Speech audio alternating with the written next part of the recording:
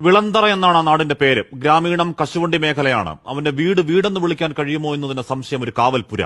അച്ഛൻ മനോജ് മേശരിപ്പണിക്കും കൂലിപ്പണിക്കുമൊക്കെ പോയി അന്നന്നത്തെ അന്നത്തിന് എന്തെങ്കിലുമൊക്കെ വക കണ്ടെത്തുന്ന ഒരു പാവം പിടിച്ചവനാണ്. അടിസ്ഥാന വർഗം. രണ്ടു മക്കളിൽ മൂത്തവനെ കയ്യിൽ പിടിച്ച ആ സ്കൂളിൽ രാവിലെ കൊണ്ട് വിട്ടതാണ്. പിന്നെ അച്ഛൻ മകനെ കാണുന്നത് മോർച്ചറിയിലാണ്.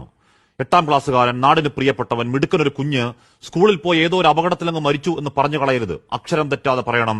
ഈ കഴിവുകെട്ട് ചത്തുപോയ സിസ്റ്റം അവനെ കൊലയ്ക്ക് കൊടുത്തതാണ്. ലജ്ജകെട്ട അനാസ്ഥയുടെ രക്തസാക്ഷിയാണ്.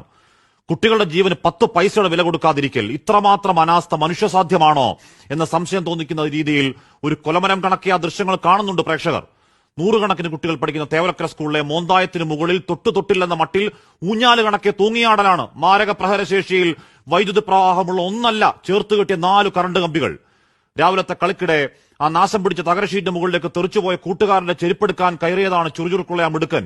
കാല് തന്നെയ വൈദ്യുത ലൈന് മുകളിലേക്ക് കമിഴ്ന്നു കിടക്കുന്ന ആ കുരുന്നിന്റെ ദൃശ്യങ്ങൾ ഒരിക്കൽ കൂടിയൊന്ന് കാണാവതല്ല.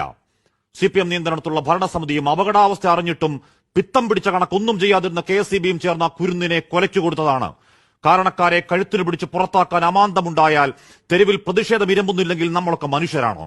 ആ സ്കൂൾ ഭരണസമിതി ഉപദേശക വിദ്വാൻ, അവിടുത്തെ ജില്ലാ പഞ്ചായത്ത് അധ്യക്ഷൻ, അയാൾ പറയലാണ്, അവബോധമില്ലാത്ത ആ വിദ്യാർത്ഥിയെ ഷീറ്റിൽ കയറി കാല് തെന്നിയപ്പോൾ കറണ്ട് കമ്പിയിൽ പിടിച്ചതാണത്രേ പ്രശ്നം.